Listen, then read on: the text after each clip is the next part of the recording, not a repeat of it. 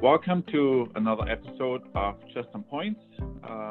This week's podcast is dedicated to conscious content, and because of that, Melissa and I have our VP of Publishing with us, who's very passionate about that, and so we want to interview her a little bit about conscious content.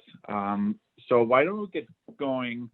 Before you, Kristen, I didn't really know what conscious content is. Why don't you just explain for everybody what is conscious content?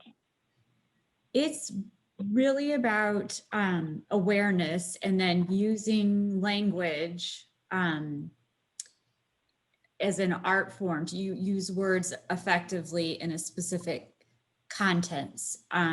What tone and level of formality do you want to use? What are you trying to achieve? Who's your audience?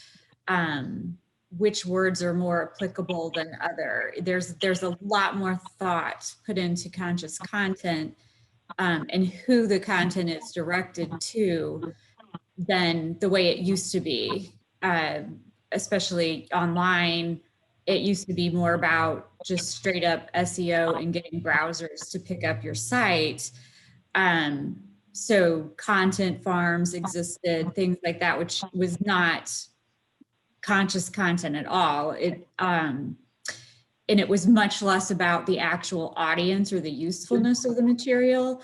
But that's not what people wanted, and Google adapted their analytics to account for that. And so today, web writing really has to appeal to people. It has to serve a purpose. It has to be useful. It has to be credible. It has to be quality. So it isn't just about the SEO. It has to have that ability to convey trust, genuineness, and a useful purpose. And it takes a lot of thought to craft words to accomplish that. It's a craft instead of just copying and pasting. Right, things. or just writing. So I remember when I first got introduced to this, when you explained it to us, I remember my brain went right away to political correctness in that direction. But as I understand it, conscious content is not political correctness, meaning you could have very offensive content, which is conscious content, and you're right on that because you understand your audience. Is it correct? Yes, that's correct. It is not the same as being politically correct, because what you are wanting to elicit a response and engage with your audience. And depending on who your audience is, you're going to tailor your content for that. And sometimes you want to incite a reaction in people. I think just watching the news for 15 minutes would give you an idea of how content is used in very not politically correct ways to elicit certain responses in particular groups of people. Mm-hmm. So you can purposely create content that may have slant or bias. Should you? That's up to you, but it depends on what you're wanting to do with it. So conscious content is not meant to be, or it's not a bad or a good.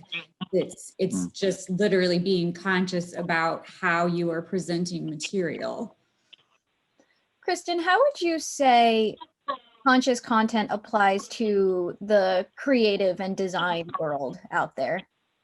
So it's not just words that matter, because people are looking at the content on your site as and social media as a whole. So what is in your images, the design, the color, you take into account. So this is where, again, knowing your audience really comes into play.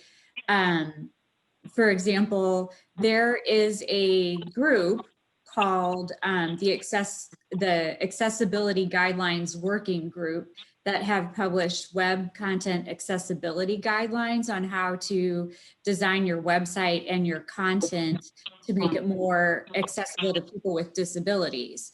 So say your website is about a service dog company, you need to be able to, access these guidelines. Thinking about people, there is a huge population of people who are colorblind. Depending on how you use color, they may not be able to see at all certain aspects. Yeah, I'm always the checkpoint for our designs and that, because I'm colorblind too. And then I noticed even within our company how often we use colors that are really not in favor, and that not my favor, because I just can't see it. That's a good example for conscious content and conscious design. You use probably a better word for that.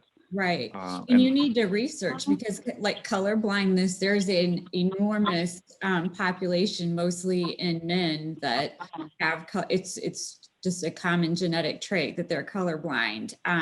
Your audience is older users. Can they read can they even see what's in the image? Do they, because if they're doing it on their phone, so you have to think about things like, so your audience is using a phone. How is it going to play out for them there? Are your images inclusive?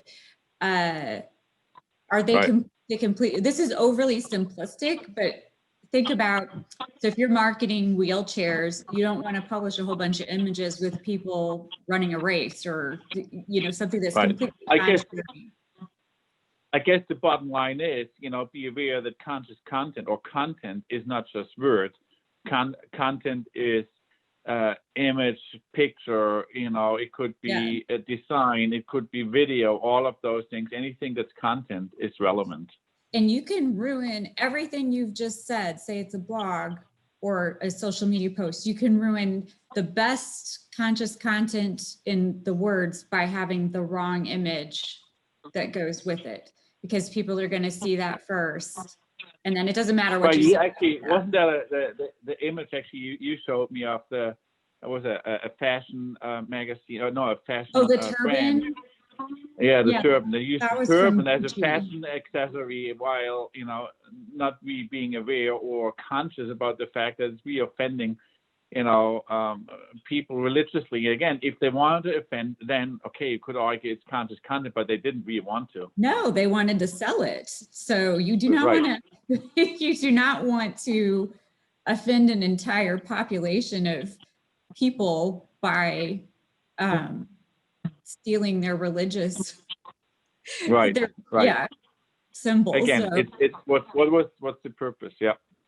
Yeah, what's the purpose? And it, from my understanding, also where the content is intended to go, like social media versus a website, or two completely different platforms. So do you have any advice on how to incorporate conscious content into your social media strategy?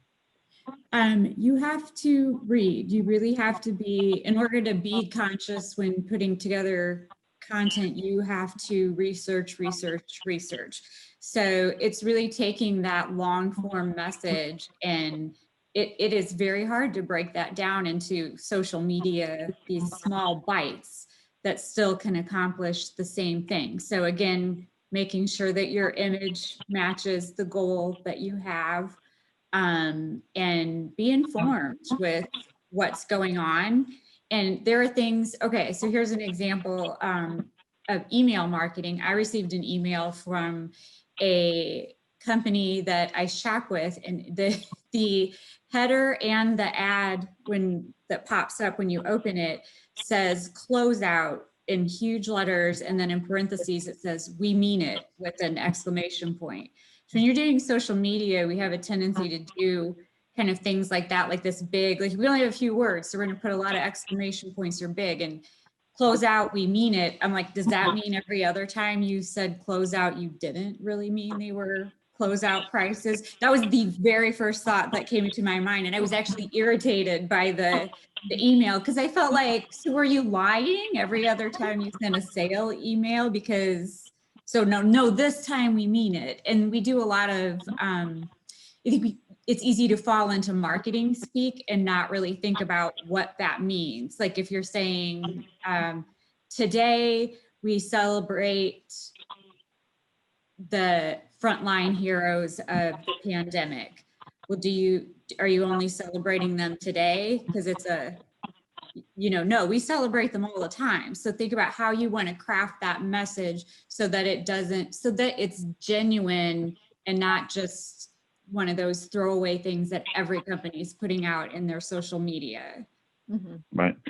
So I think on the practical level, I think what most people don't do, and that should be done if you really want to be more, conscious about how you do manage your social media, is we sit down and document and write down, your target group and your tone, what you want to do and what you don't want to do. Literally write it down, but just the sheer act of writing down will actually help you. And then also it ensures that if multiple people manage your social media, that they all have a guideline on that. Yes. So Yeah. related to that, without, one of the fears I had at the beginning was, okay, does it paralyze us now? Especially in social media, you want to be, quick and want to be able to react to what's going on.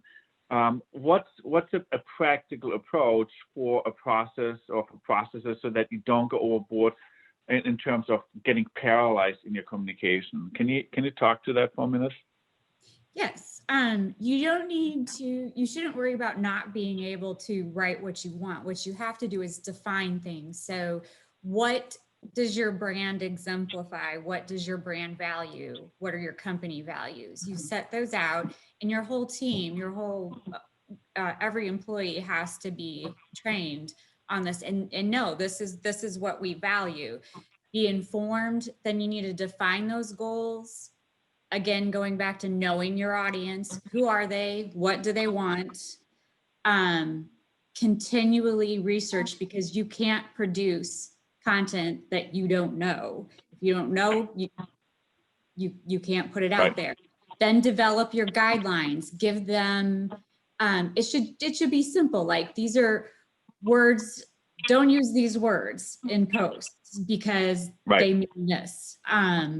Follow the accessibility guidelines, and then train your team, but keep it ongoing. So meet periodically, send out updates. It should be a dynamic thing because life changes by the second, and your guidelines and your training have to be adaptive so that you can adapt to what your audience wants. You don't need to be afraid of writing. You just need to have a plan and consistency and training. Right. Mm-hmm. Okay, great. Okay, that was very interesting. Thanks a lot, Kristen. I hope everybody thought it's interesting and helpful. And hope you visit us next week. Next week we have another special edition on SEO. Hope you will visit us. Bye. Thank you. Bye.